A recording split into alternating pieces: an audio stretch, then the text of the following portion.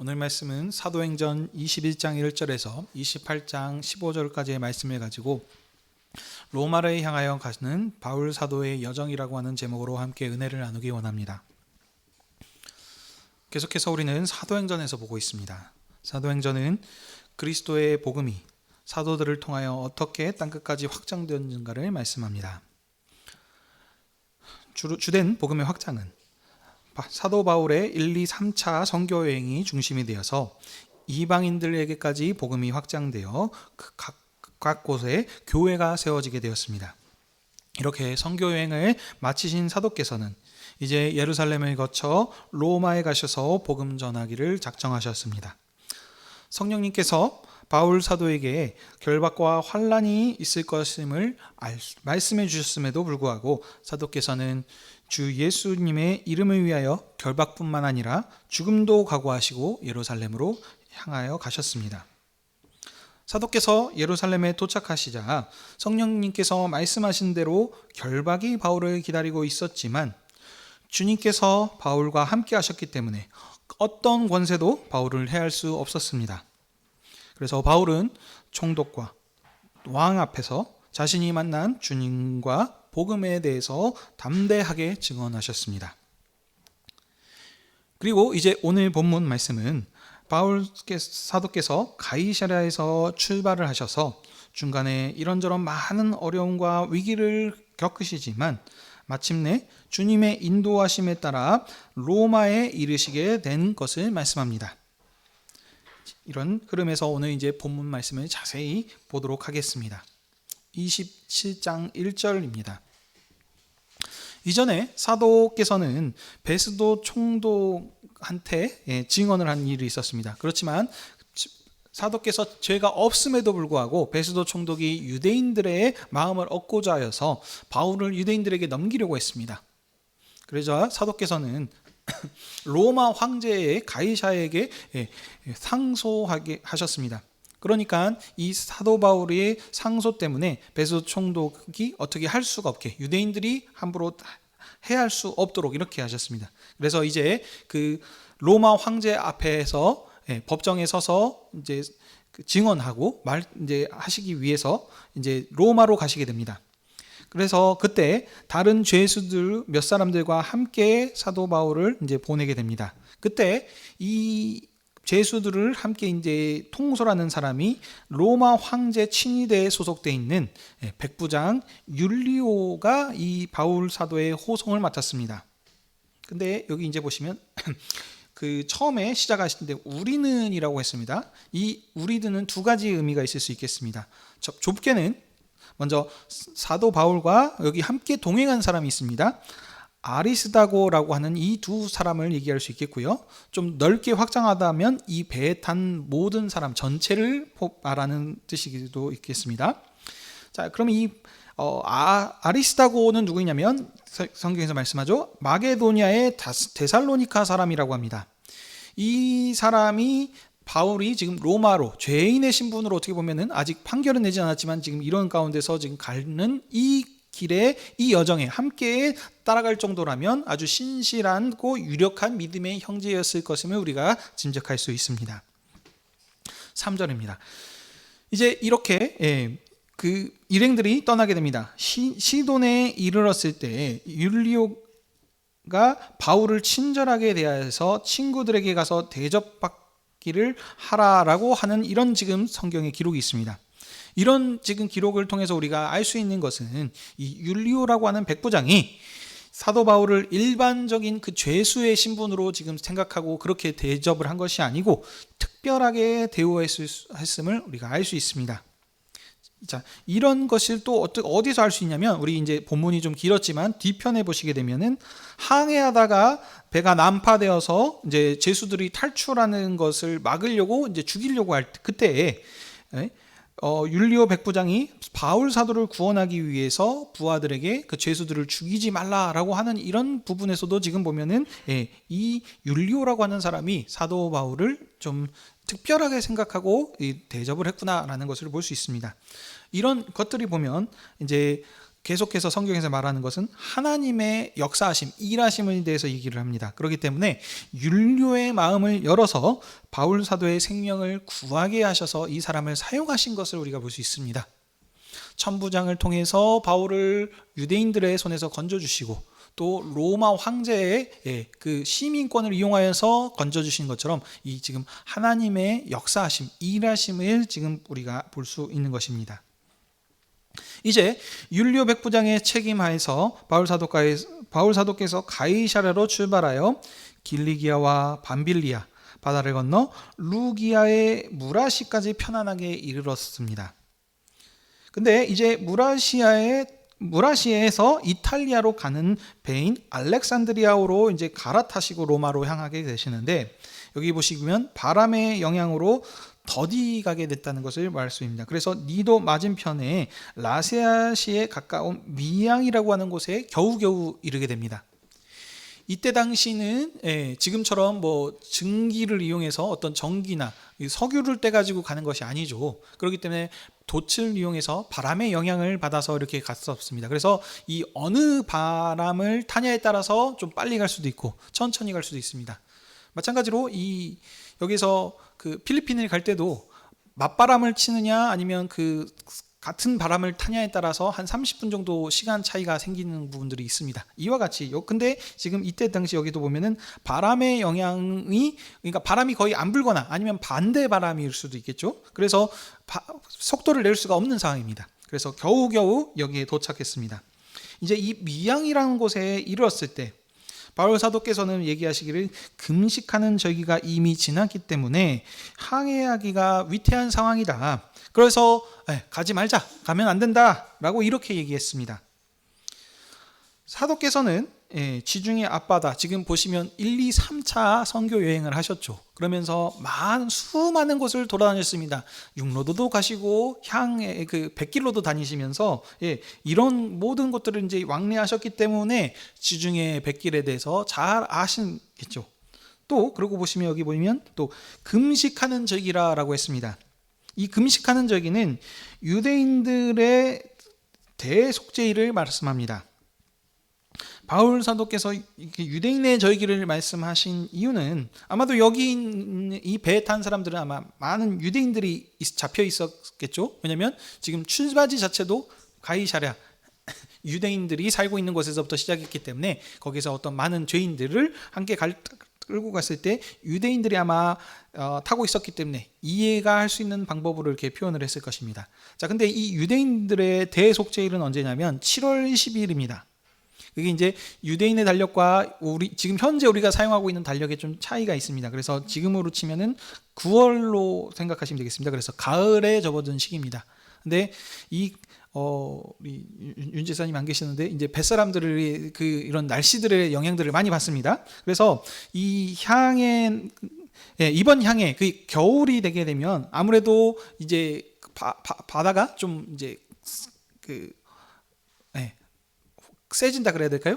이렇게 거칠어집니다. 그렇기 때문에 우리 그 하물과 배뿐 아니라 우리 생명에도 큰 타격과 손해를 끼치게 될 것이니 항해해서는 안 된다라고 하면서 이렇게 사도께서는 말씀하셨습니다. 그러나 백부장은 바울 사도의 말보다 선장과 선주의 말을 더 믿었다라고 얘기합니다. 왜냐하면 거기 또 뒤에서 설명들을 하죠. 아무래도 선장이나 선주는 더 많은 향해 경험이 있을 것이라고 생각을 했을 것이고, 또 여기 뒤에 나오기를 항구가 겨울을 지내는데 불편했기 때문입니다. 그래서 또 이 선장과 선주들도 이 배를 가지고 많은 이제 일을 해야 되겠죠. 그래서 백길이 위험한 걸 알지만 또 이렇게 열심히 일을 해야 더 많은 수익을 올릴 수 있었기 때문에 어떻게 보면 좀 무리해서 항해를 지금 강행하는 모습을 볼 수 있습니다. 자, 아니나 다를까 이렇게 강행해서 운행을 하다가 보니까 갑자기 큰 광풍이 일어났습니다. 풍랑 때문에 배가 모래톱에 빠져서 좌초하거나 침몰할 위기에 처하게 됐습니다. 그러니까 어쩔 수 없이 곡물과 배에 있는 모든 기물까지 하나둘씩 다 버릴 수밖에 없는 상황이었습니다. 풍랑이 너무 심해서 광풍에 배를 맡기고 가는데 여러 날 동안에 해도 별도 보지 못하게 되었다라고 얘기하고 있습니다. 그만큼 지금 얼마나 계속해서 셌는지 해가 지금 보이지 않을 정도입니다. 그러니 지금 얼마만 시달렸는지 배에 탔던 사람들이 우리가 살 수 있을까 하는 이런 지금 살 소망까지 다 끊어져 가고 있는 이런 상황이었습니다. 그때 바울 사도께서 배 가운데 서서 사람들에게 말씀하십니다. 여러분, 내 말을 듣고 그레데에서 떠나지 아니하셨더라면 좋을 뻔하였습니다. 그렇죠. 이미 이 부분들은 사도께서 다 얘기하셨던 거기 때문에. 그렇지만 거기 뒤에서 말씀하시죠. 그러나 지난밤에 내가 섬기는 하나님의 사자가 내 곁에 서서 말씀하시기를, 바울아, 두려워하지 말아라. 내가 반드시 가이사 앞에 서야 하겠고 또 너와 함께 항해하는 자를 다 네게 주었느니라, 이렇게 말씀하셨습니다. 그러므로 여러분, 안심하십시오. 우리 중에는 아무도 생명이 잃을 자가 없을 것이며 오직 배만 잃을 것입니다. 이렇게 얘기하십니다. 하나님께서 내게 말씀하신 대로 그대로 될 것입니다. 그래서 우리가 반드시 어떤 한 섬에 이르게 될 것입니다 하는 이런 사실들을 사람들에게 말씀하십니다. 자, 이 장면을 좀 보시면 비슷한 장면이 또 예전에도 있었죠. 주님께서 공생애 때 제자들과 함께 배를 타고 건너가실 때 예수님께서 주무시고 계셨습니다. 그때 큰 광풍이 일어나서 제자들이 물에 빠져서 다 죽게 되는 그런 상황에 처해 있었죠. 그러니까 제자들이 다급히 주님을 깨우면서 우리가 죽게 되는데 왜 돌보시지 않습니까? 하고 청하는 그런 장면이었습니다. 그때 주님께서 바람을 꾸짖으시며 말씀하시니까 바다가 잠잠하게 되었죠. 그래서 제자들이 놀래면서 얘기하기를 이분이 그가 누구이길래 바람과 바다도 순종하는가 하면서 그렇게 예수님에 대해서 두려워했었습니다. 바람과 바다를 잠잠케 하신 주님이 누구시냐면 하나님의 아들이시기 때문이다. 천하의 모든 권세를 가지신 이 주님께서 하셨기 때문에 일이 가능했던 것입니다. 이와 같이 이 주님의 사도로 지금 사도께서 이 일들을 하고 계십니다. 그래서 하나님께서 말씀하시죠. 하나님의 사자가 말씀하셔서 사도 바울에게 두려워하지 말라라고 얘기하십니다. 그리고 그 전에 얘기하셨던 것처럼 네가 반드시 로마도 보아야 할 거고 거기 앞에서 가이사 앞에 서야 할 것이다. 이렇게 얘기하셨기 때문에 이 하나님께서 약속하신 것을 지키시기 전까지는 어떤 권세도 어떤 것도 광풍도 사도를 해할 수가 없는 것입니다. 수많은 그 죽음의 위기에서 하나님께서 사도를 지키신 것 같이 여기 이 바다의 광풍에서도 하나님께서 사도를 지키시고 또 얘기하시죠. 어떻게 보면은 이 사도 바울 때문에 거기 함께 타고 있던 이 항해하는 모든 사람도 사도의 손에 달려 있습니다. 사도 덕분에 함께 구원을 받게 되는 이 일들이 일어났습니다. 자, 이렇게 얘기하니까 아무래도 이제 사람들이 반신반의하면서 어떻게 보면은 또 좀 희망을 가질 수 있었겠죠. 그래서 이렇게 하고 있었는데 사도 바울께서 말씀하신 대로 며칠이 지났더니 이제 육지에 섬이 보이기 시작합니다. 그래서 이 육지에 이제 가까이 이르게 되었는데 사공들이 육지가 멀지 않았다는 것을 보고 이제 얼마나 시달렸습니까? 이제 그러니 빨리 먼저 나부터 좀 살자라고 하는 생각으로 이제 거룻배를 내리는 일들이 나옵니다. 이 거룻배는 지금으로 말하면 구명보트를 생각하시면 되겠습니다. 그래서 사도께서 만일 이대로 가면은 너희들 죽을 것이다 라고 지금 얘기를 하십니다. 그러니까 이제 이 사도 바울의 얘기를 듣고, 왜냐면 이미 한번 지금 신뢰가 생겼죠.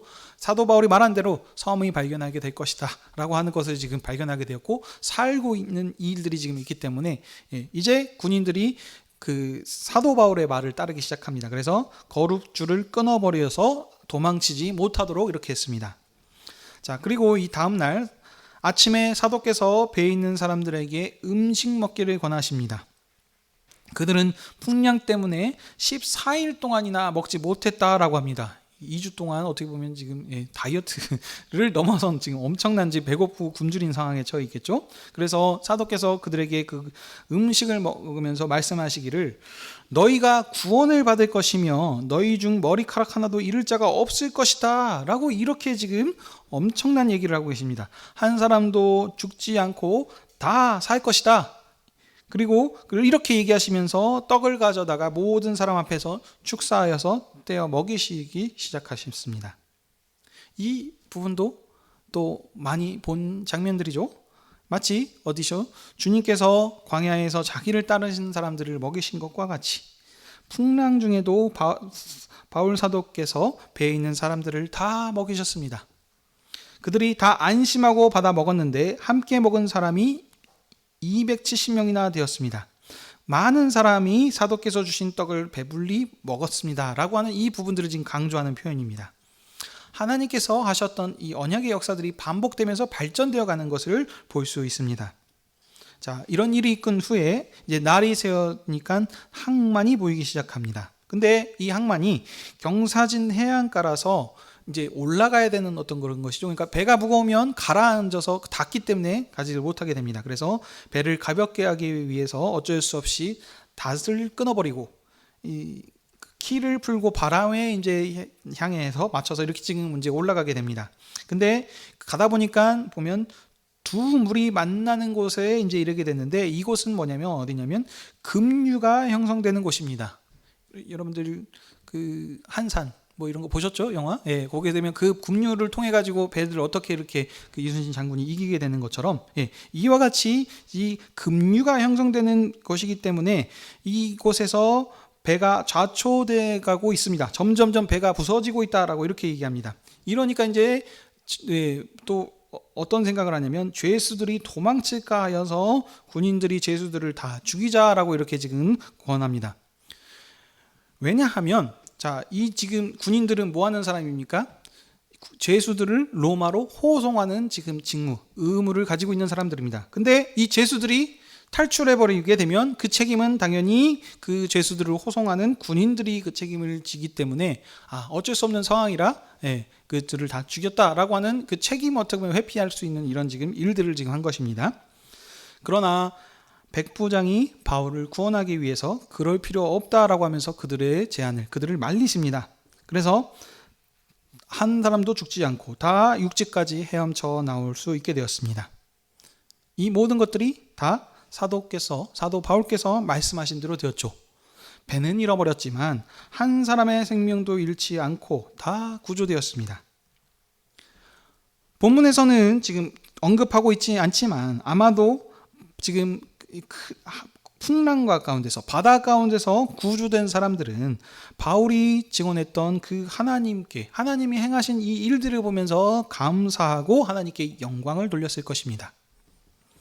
자, 이 일로 지금 이제 한 이야기가 끝났습니다. 근데 또 보시면 28장에서 오늘 지금 본문이 연결이 되었는데 어떻게 이제 또 다른 사건이 나옵니다. 그렇지만 내용이 비슷합니다. 그래서 두 번 반복하면서 강조하고 있는 부분들입니다. 그 내용을 좀 또 보십시다.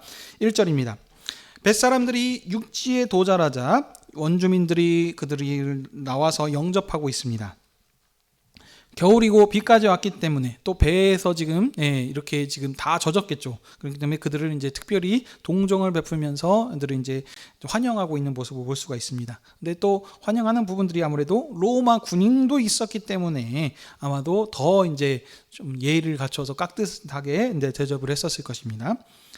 자, 추운 이제 지금 가을 날씨에 지금 출발을 했죠. 그래서 이제 아마 배에서 지금 오래 있었고 이미 이제 하나둘씩 추운 겨울이 시작되고 있었을 겁니다. 그런데 당연히 추워서 불을 피우고 이제 있었겠죠. 근데 이제 나무를 사도께서 이제 가져다가 불을 붙이려고 이제 하는데 그때 마침 나무 속에 있는 독사가 사도 바울의 손을 물었습니다.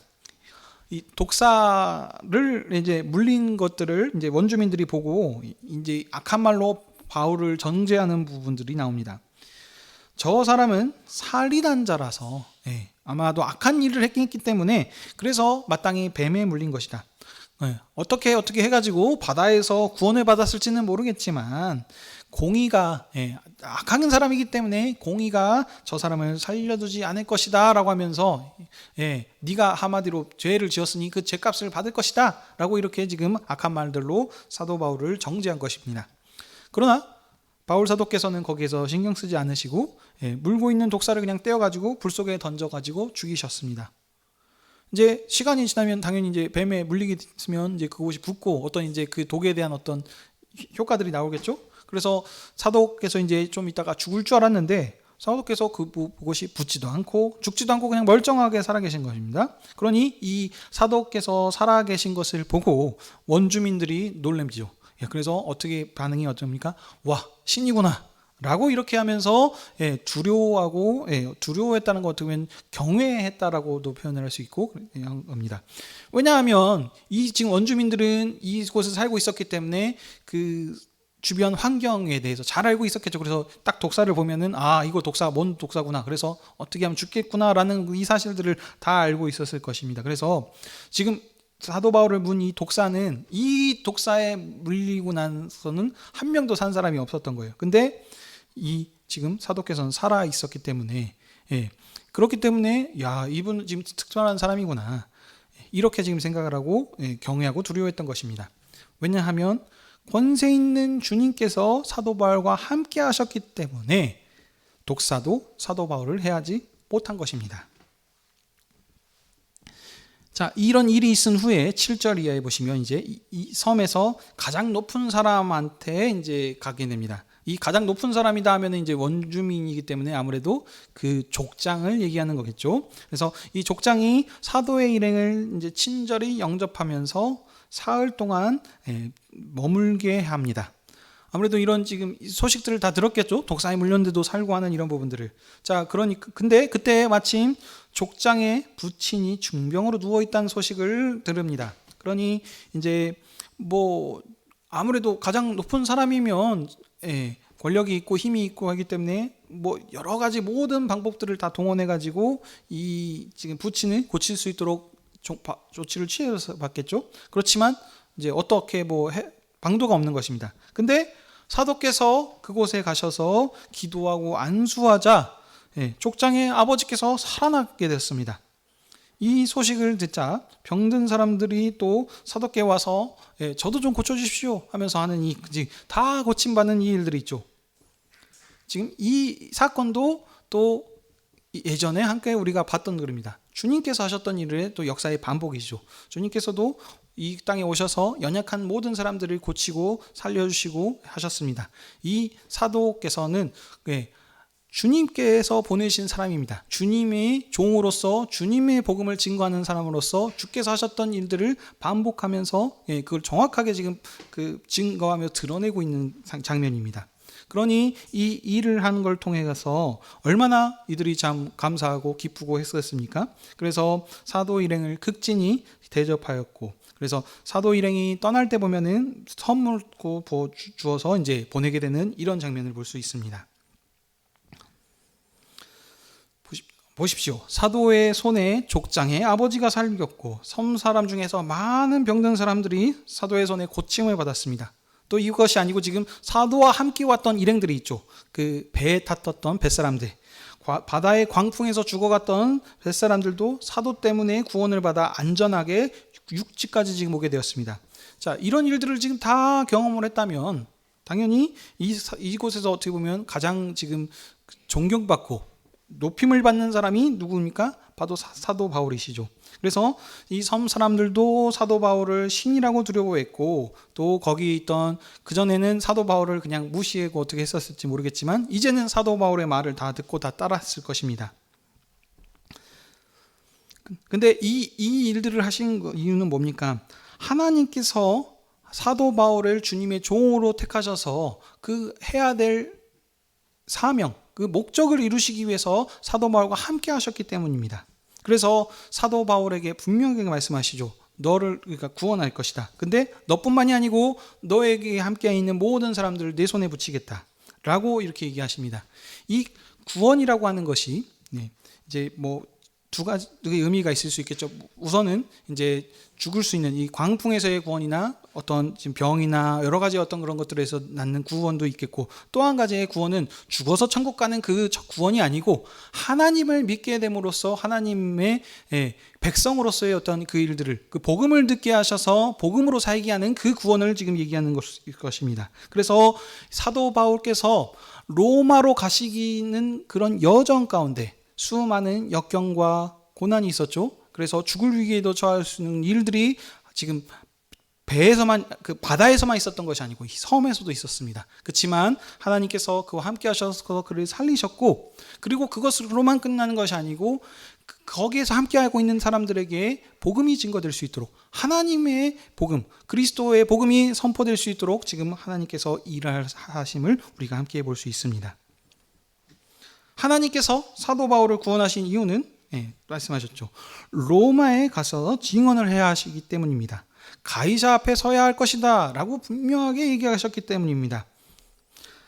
이방인들에게 복음을 전하게 하셨는데 이 이방인의 가장 높은 왕에게까지 그 복음이 전파되게 하셔서 어떻게 보면 더 넓은, 이제 로마를 뛰어넘는 땅끝까지 천하 만민을 구원하시기 위한 그 일을 하시기 위해서 하나님께서 사도 바울을 구원하시고 함께 하신 것입니다.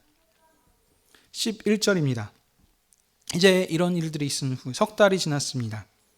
석 달이 지났다는 건 이제 겨울이 다 지난 것이죠. 이 겨울을 그 섬에서 다 지난 후에 이제 사도의 일행이 섬을 출발하여 로마에 향했습니다. 이제 알렉산드리아로 가는 이제 배를 또 타게 되는데 거기에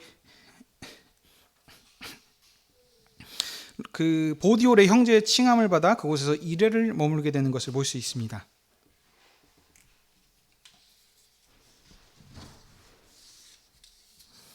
백부장이 허락했기 때문에 사도께서 그렇게 일들을 하실 수 있었겠죠. 그리고 이제 사도께서 로마에 가시니 믿음의 형제들이 사도 일행이 온다는 소식을 듣고 사도를 기쁨으로 영접했습니다. 사도께서 로마에 복음을 전하러 가셨는데 로마에 하나님의 백성이 있다는 사실을 사도께서 보시고 나니까 하나님께 감사하며 담대한 마음을 얻었습니다. 그러니까 하나님께서 그 큰 위로를 하시고 그에게 큰 은혜를 베풀어 주신 것이죠. 그래서 하나님께서 먼저 구원의 일을, 자신을 지금 여기 복음을 증거하시도록 보내셨지만 먼저 하나님께서 구원의 일을 시작하신 것을 보여서 사도 바울을 위로하시고 그에게 큰 담력을 주시고 담대하게 하신 것입니다. 그래서 이제 사도께서 하나님의 함께 하심을 통해 로마에 안전하게 입성을 하셨습니다. 자, 오늘 이 말씀을 통해서 말씀하신 주님에 대해서 말씀하시죠. 사도께서 증언하신 것은 주님에 대해서 증언하신 것입니다. 이 주님은 어떤 주님이시니까? 생명의 주님이십니다. 하늘의 땅과 모든 권세를 가지신 권세 있는 주님이십니다. 이 주님께서 사도께서 로마로 가는 길에 함께하여 주셨습니다. 근데 그 가는 길에 태풍을 만나고 하는 큰 일들이 벌어집니다. 왜냐하면 이 선장과 백부장들을 비롯한 모든 사람들이 사도 바울의 얘기를 듣지 않았기 때문입니다. 그래서 결국에는 큰 풍랑을 만났고 이런저런 어려운 위기에 처해서 죽을 위험에 있었지만, 그런 어떻게 보면 안타까운, 죽을 수 있다는 이 생각이 들다면 지금 위급한 상황에서도 사도는 그걸로 절망하지 않고 오히려 그 위기의 순간에 자신이 믿는 하나님을 증언하게 하셨습니다. 그래서 배에 탄 모든 사람들을 주님에 대해서 듣게 하시고, 그래서 그 바울의 말을 듣지 않는 모든 사람들을 다시 주님의 말씀에 귀 기울이고 주님을 영접할 수 있는 이런 일들을 지금 사도께서 하셨습니다. 그래서 이 일을 하신 것은 하늘과 땅의 모든 권세를 가진 주님께서 사도를 위로하시고 힘을 주시고 자기 자신을 지키신 것을 말씀하시기 위해서입니다. 이 일이 한 번 더 반복이 된다 그랬습니다. 어디에서요? 섬에 상륙해서요. 그래서 독사에 물렸을 때도 하나님께서 사도를 살리셔 주셨고, 그리고 거기 있는 사람들을 또 구원해 주시는, 사도를 통해서 구원케 하여 주시고 복음이 전파될 수 있도록 이런 일들을 하셨습니다. 오늘 이 말씀을 통해서는 무엇을 말씀하시는 겁니까? 주님께서 그 어떤 권세도 가장 강력하고 힘이 있으신 분이시다. 태풍을 주관하시는 분이시며 자연계, 이 독사의 이 독까지라도 하나님께서 그것을 주관하시는 권세 있는 분이 자기 종 바울과 함께 하시니 그 어떤 권세도 바울을 해할 수 없다라는 것을 말씀하시기 위해서입니다. 이 사도 바울이 통해서 드디어 로마에 도착했습니다. 이제 다음에 또 우리가 그 말씀을 통해서 보겠지만 이 사도께서 로마에 도착하셔서 무엇 하시겠습니까? 지금까지 하셨던 일, 자신이 만난 주님을 증언하셨을 거고 그리스도에 대한 복음을 증언하셨을 것입니다. 그래서 이 복음이 로마의 황제 앞에서 증언하게 되어서 결국엔 어떻게 됩니까? 사도행전 처음에 시작했던 말씀, 예루살렘을 넘어 땅끝까지 복음이 전파되게 하셨습니다. 그래서 이 복음이 확장되어서 어디까지 왔습니까? 바로 우리가 살고 있는 이 대한민국까지 복음이 전파되게 하셔서 우리가 그 복음의 말씀을 듣고 이렇게 하나님 앞에 나와 예배하고 경배하고 있습니다. 이 말씀을 그리고 오늘 주님의 상에 앉아있는 우리에게 오늘 이 말씀을 우리에게 주셨습니다. 우리가 이 말씀을 통해서 우리에게 알려주시고자 하는 말씀이 무엇일까요? 선교에 대한 방법론을 말하고 하실 것일까요? 예를 들면 지금 보시죠. 이제 사도의 말을 안 들었더니 어떻게 됐습니까? 그래서 사도 바울이 하는 그 말을 우리가 잘 순종하고 따라야 됩니다. 요즘의 말씀은 누가 그것입니까? 목사님, 어떤 그 리더자의 말을 잘 따라야 된다라고 하는 이 선교의 방법론을 얘기하려고 오늘 이 본문의 말씀을 우리에게 주셨을까요? 아닙니다. 계속해서 말씀드렸습니다. 이 성경을 통해서 말씀하고자 하는 것은 하나님의 신실하심입니다. 하나님께서 어떻게 구원 역사를 진행하셔서 그 역사 가운데서 우리의 불순종하고 연약함에도 불구하고 하나님께서 그 역사를 진행해 가셨는지, 지금 오늘 이 본문을 통해서 말하는 것은 선교의 주인은 누구이신가, 역사의 주관자가 누구이신가, 그것을 지금 우리에게 말씀하고자 하시는 것입니다. 복음이 어떻게 사도들을 통해서 전파되었는가, 그 말씀을 하시려고 이미 사도행전 처음에서 끝에서 분명하게 목적을 우리에게 말씀하고 있습니다. 복음이 선포되어서 어떻게 교회를 경고케 하였고 거기에 있는 믿음의 형제들을 위로하고 믿음을 확장되게 하셨는지, 언약에 신실하신 하나님께서 어떻게 우리를 사랑하시고 함께 하셨는지를 지금 설명하기 위해서입니다. 이 사도 바울이 지금 가셨던 곳을 보십시오. 지금 영접받으면서 갔습니까? 아닙니다. 죄인의 지금 신분으로 가게 되었습니다. 아주 지금 지극히 낮은 자의 신분으로 가게 되셨죠. 그렇지만 지금 오늘 끝에 죄인의 신분으로 낮은 자에 가셨던 사도께서 어떻게 되셨습니까? 개선 장군과 같은 지금 것으로 들어오게 됩니다. 오늘 여기 보면은 28장 11절 보십시오. 배를 타고 떠나는데 그 머리에 장식이 디오스구로라고 하는 것이 붙어 있다고 했습니다. 이게 이제 여기 보시면 제우스의 쌍둥이 아들이라고 했는데, 좋은 배, 개선 장군, 한마디로 영광스러운 지금 일로 지금 가게 하신 것입니다. 최고의 로마의 황제 앞으로 갔는데 죄인의 신부로 갔지만 지금 특급 서비스로 지금 이 사도 바울을 높이셔서 이 지금 로마에 도착하게 하신 것입니다. 이 말을 오늘 우리 교회에게 어떻게 적용하고 받아들여야 될까요? 사랑하는 형제 자매 여러분, 이처럼 큰 위기 가운데서 하나님께서는 신실한 자기 종과 함께 하셔서 복음을 전폐하게 하셔서 교회를 세우시고, 그래서 오늘 우리 여수 하늘의 교회를 주님의 상으로 불러주시는 그 일을 하나님께서 행하셨습니다. 그리고 오늘 우리에게 말씀하시기를 이것은 내 살이고 내 피니 먹고 마시라 말씀하십니다. 내 살을 먹고 마시는 자는 영원히 죽지 아니하리라. 그러니 죽음을 두려워하지 말고 내가 아버지를 위해서 살았던 것과 같이 너희들도 죽음을 이르도록 충성하라 라고 이렇게 얘기하고 계신 것입니다. 오늘 본문을 통해서 사도 바울에서 또 함께 하시고 인도하시는 것을 보지 않았느냐? 사도 바울에게 주셨던 그것을 우리 언약의 상속자인 교회와도 동일하게 약속하고 계시니 세상에 역경과 고난이 있을 때 두려워하지 말아라. 그것으로 담대하게 세상을 이기며 살라라고 그 말씀하시기 위해서 오늘 우리 말씀에게 말씀해 주시는 것입니다. 주님께서 어떻게 풍랑과 독사에서 독사의 독으로부터 자기 종을 지키셨습니까? 이와 같이 우리도 살다 보면 역시 교회도 풍랑을 만날 수 있습니다. 우리가 하나님의 자녀라고 해서 사도도 그랬는데요. 사도 바울도 더 많은 오히려 보면 안 해도 될 지금 일들을 그 고난과 위기를 더 겪고 있는 것들이 많이 있습니다. 마찬가지입니다. 교회도 풍랑을 만날 수 있고 역경과 고난이 있을 수 있습니다. 그때 주님께서 독사와 풍랑에서도 사도 바울을 지키신 것 같이 여전히 살아계셔서 교회를 지키시고 함께 인도하실 것이다. 그러니 두려워하지 말아라. 이제 사도는 없습니다.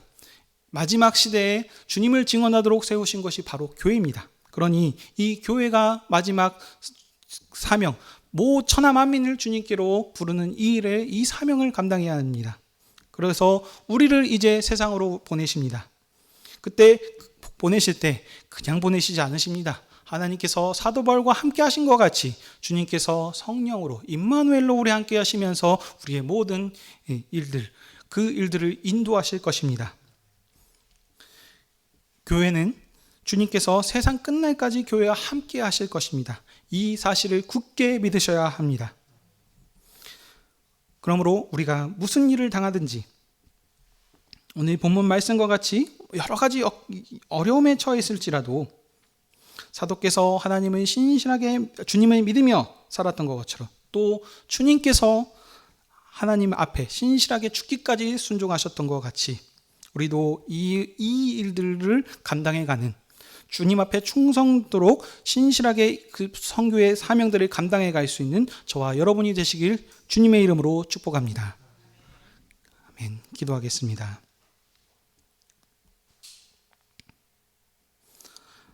하나님 아버지, 오늘도 주님의 교회를 주님 앞으로 부르셔서 주님의 말씀으로 우리의 믿음과 사명을 일깨워주시니 감사드립니다.